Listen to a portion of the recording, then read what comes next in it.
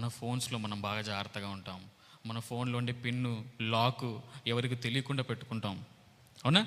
మనకుండే files folders సెక్యూర్గా పెట్టుకుంటాం. లేదంటే మన ల్యాప్టాప్ మనం సెక్యూర్గా పెట్టుకుంటాం. ఎందుకు? అవతల వానికి మనం సిస్టంలో ఏం చేస్తున్నామో, ఫోన్లో ఏం చేస్తున్నామో తెలియకుండా ఉండడానికి మనం ఏం చేసుకుంటాం? ఒక పాస్వర్డ్ పెట్టుకుంటాం కదా, జాగ్రత్త పడతాం.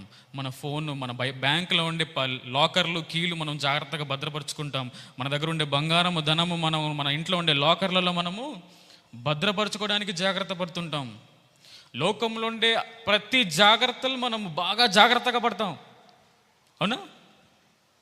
చిన్న పిన్ను నుండి ఏమండి మన లాకర్లో ఉండే బంగారం వరకు ప్రతి జాగ్రత్తలు వహిస్తున్న ఈ మనిషి ఇదిగో మన నడతలను జాగ్రత్త పరిచే వాక్యాన్ని మనం జాగ్రత్తగా చూసుకుంటున్నామా?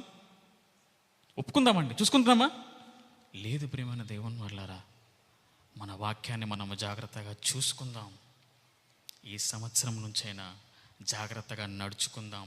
మన నడతలను లోకానుసారంగా కాకుండా ఎలాగా?